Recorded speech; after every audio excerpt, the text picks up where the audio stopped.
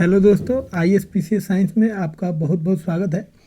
दोस्तों, यहाँ पे हम लोग कोशिका से संबंधित जो भी प्रश्न अलग अलग एग्जामों में पूछे गए हैं उन सारे प्रश्नों को हम लोग यहाँ पे हल करने वाले हैं। दोस्तों, अभी तक इस चैनल को आप सब्सक्राइब नहीं किए हैं तो इसे सब्सक्राइब कर लें, क्योंकि यह बहुत ही स्पेशल चैनल है साइंस के लिए। और यहाँ पे साइंस से संबंधित जितने भी कॉन्सेप्ट हैं, थ्योरी हैं, MCQ है, वन लाइनर है, सभी चीज़ आपको दिया जाएगा। PDF भी मिलेगा आपको। आप डिस्क्रिप्शन बॉक्स में लिंक दिया गया है, वहाँ से आप इसका PDF आसानी से डाउनलोड कर सकते हैं और कम समय में इसका रिवीजन कर सकते हैं। चलिए हम लोग स्टार्ट करते हैं। पहला प्रश्न है, सेल नाम किस जीव वैज्ञानिक ने सर्वप्रथम दिया था? तो किसने दिया था? तो रॉबर्ट हुक ने दिया था। अगला प्रश्न है, कोशिका के बारे में निम्नलिखित में से कौन सा सही नहीं है? तो सभी देह ऊतकों में एक ही प्रकार की कोशिका विद्यमान है, यह कथन सही नहीं है। अगला प्रश्न है, निम्नलिखित में से सबसे छोटी कोशिका है? तो माइक्रोप्लाज्मा जो है सबसे छोटी कोशिका होती है। अगला प्रश्न है, जीवद्रव ब्रैकेट प्रोटोप्लाज्म शब्द का प्रयोग सर्वप्रथम किसने किया था? तब पुरकिंजे ने सबसे पहले जीवद्रव शब्द का प्रयोग किया था। अगला प्रश्न है, जीवद्रव जीवन का भौतिक आधार है, यह किसका कथन है? तो यह कथन जो है किसने कहा था? हक्सले ने कहा था जीवद्रव जीवन का भौतिक आधार है। अगला प्रश्न है, कोशिका का जीवित अंश जीवद्रव कहलाता है, यह किससे बना होता है? तो यह बना होता है कोशिका द्रव, केंद्र द्रव और अन्य कोशिकांग से। अगला प्रश्न है, कौन सी रचना जंतु कोशिका को वनस्पतिक कोशिका से विभेदित करती है? तो सेंट्रीओल जो है वह जंतु कोशिका को वनस्पतिक कोशिका से अलग करती है। अगला प्रश्न है, निम्नलिखित में से कौन सबसे बड़ा कोशिकांग है? तो सबसे बड़ा जो कोशिकांग है कौन है? प्लास्टिड। अगला प्रश्न है, पादप कोशिका का सबसे बाहरी आवरण कहलाता है? तो सबसे बाहरी आवरण जो है पादप कोशिका का वो कौन सा है? वह है कोशिका भित्ति। अगला प्रश्न है, कोशिका भित्ति ब्रैकेट सेल वॉल होती है, कैसी होती है? पारगमय होती है।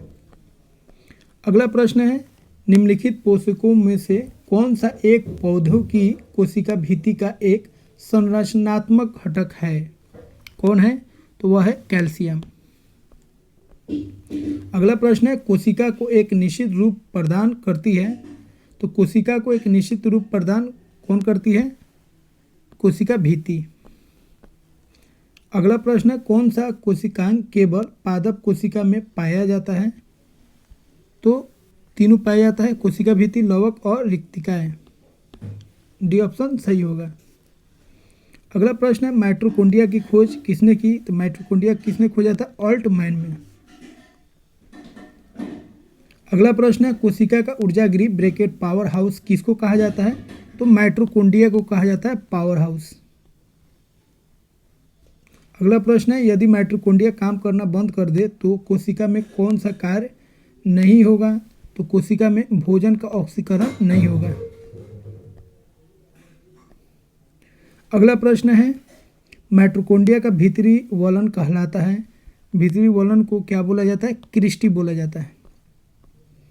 माइटोकॉन्ड्रिया किस में अनुपस्थित होता है? तो माइटोकॉन्ड्रिया जो है वह जीवाणु में नहीं पाया जाता है। अगला प्रश्न है, माइटोकॉन्ड्रिया के किस भाग में ATP संश्लेषणकारी रासायनिक अभिक्रिया होती है? तो आंतरिक झिल्ली में ATP का संश्लेषणकारी रासायनिक अभिक्रिया होता है। अगला प्रश्न है, निम्नलिखित में किस कोशिका अंगक में DNA होता है? तो किस में होता है? माइटोकॉन्ड्रिया में DNA होता है।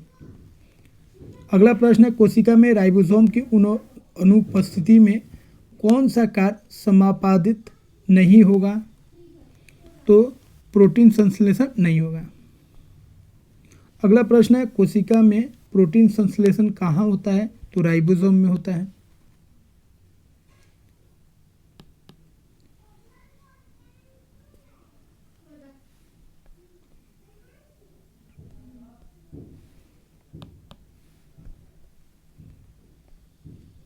अगला प्रश्न है, कोशिका द्रव में उपस्थित महीन, शाखित, झिल्लीदार और अनियमित नलिकाओं का घना जाल कहलाता है, क्या कहलाता है? अंतःपरद्रवी जालिका। अगला प्रश्न है, प्रोटीन निर्माण का सक्रिय स्थल है, कौन है? राइबोसोम। यहाँ पे प्रोटीन का निर्माण होता है। अगला प्रश्न है, कोशिका शोषण का सक्रिय स्थल है, कौन? माइटोकॉन्ड्रिया। अगला प्रश्न है, अवर्णीय लवक ब्रैकेट ल्यूकोप्लास्ट मुख्यतः पाए जाते हैं, कहाँ पे पाए जाते हैं? जड़ों की कोशिकाओं में।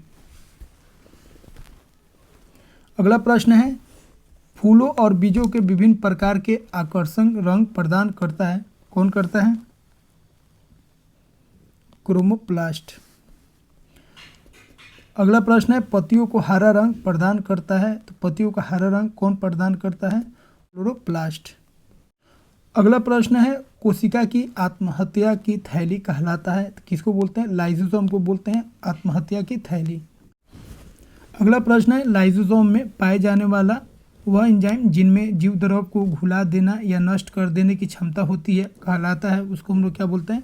Hydrolytic enzyme. किसमें पाया जाता है? लाइसोसोम में। अगला प्रश्न है, 80% से अधिक सेल ब्रैकेट कोशिका में पाए जाने वाला पदार्थ कौन सा है? वो जल होता है। अगला प्रश्न है, निम्नलिखित में से कौन सा कोशिका अंग मुख्य रूप से पाचक एंजाइमों के संग्रहकार की तरह कार्य करती है, कौन है? वह है लाइसोसोम। अगला प्रश्न है, किसकी उपस्थिति के कारण किसी पादप कोशिका और पशु कोशिका में अंतर पाया जाता है, किसके कारण? कोशिका भित्ति के कारण। अगला प्रश्न है, गोल्जी काय का प्रमुख कार्य है, तो इसका प्रमुख कार्य क्या है? स्रावी। अगला प्रश्न है, कोशिका का रसोई घर किसे कहा जाता है, तो क्लोरोप्लास्ट को कहा जाता है। अगला प्रश्न है, निम्न में कौन सा कार्य चिकने अंतःपरद्रवी जालिका द्वारा संपन्न नहीं होता है, तो प्रोटीन का संश्लेषण नहीं होता है। अगला प्रश्न है, कौन सा अंग प्राय जंतु कोशिका में उपस्थित नहीं होता है, तो लवक नहीं होता है। अगला प्रश्न है, लाइसोसोम्स कार्य करते हैं, तो लाइसोसोम कार्य करते हैं अंतःकोशिकीय पाचन में। अगला प्रश्न है, डीएनए के द्विहेलिक्स प्रारूप को पहली बार किसने प्रस्तावित किया था, तो वो किया था वाटसन तथा क्रिक ने। अगला प्रश्न है, न्यूक्लियस की खोज सर्वप्रथम किसने की थी, रॉबर्ट ब्राउन ने की थी। अगला प्रश्न है, कोशिका की क्रियात्मक गतिविधियों नियंत्रित होती है, कहाँ पे होती है, केंद्रक द्वारा।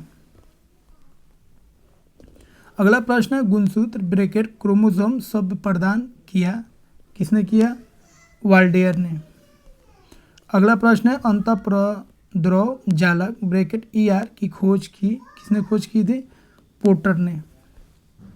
अगला प्रश्न है, वास्तविक केंद्रक किसमें अनुपस्थित होता है, तो वास्तविक केंद्रक जो है वह जीवाणु में अनुपस्थित होता है। अगला प्रश्न है, स्वार्थिक संख्या ब्रैकेट 2n में गुणसूत्र पाए जाते हैं, किसमें पाए जाते हैं, ओफियोग्लोसिस में। अगला प्रश्न है, निम्नलिखित कोशिका अंगों में कौन सा एक अर्ध पारगम्य है, कौन है, तो वह है कोशिका झिल्ली। अगला प्रश्न है, न्यूक्लियस के बाहर डीएनए कहाँ मिलता है, तो न्यूक्लियस के बाहर डीएनए मिलता है माइटोकॉन्ड्रिया में। अगला प्रश्न है, निम्नलिखित में से किस कोशिका अंग से लाइसोसोम बनता है, तो लाइसोसोम बनता है गोल्गी काय से। अगला प्रश्न है, निम्नलिखित में से कौन सा वह कोशिकांग है जो प्रोकैरियोटिक कोशिकाओं में नहीं पाया जाता है, तो वह है माइटोकॉन्ड्रिया। अगला प्रश्न है, प्रोकैरियोटिक जीवों में नाभिकीय क्षेत्र एक झिल्ली द्वारा घिरा हुआ नहीं होता है, इस अपरिभाषित ब्रैकेट अनिश्चित नाभिकीय क्षेत्र को किस रूप में जाना जाता है, तो उसको जाना जाता है केंद्रक काव्य में। अगला प्रश्न है, एक कोशिका जीवों की स्थिति में अतिरिक्त अधिक जल और अपशिष्टों को निष्कासित करने में निम्नलिखित में से कौन सा कोशिका अंगक एक भूमिका निभा सकता है, कौन है, तो वह है घानी।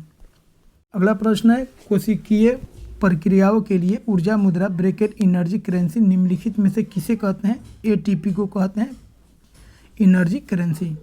अगला प्रश्न है, नाभिक के अलावा कोशिका के किस कोशिकांग में डीएनए होता है? तो डीएनए होता है माइटोकॉन्ड्रिया में।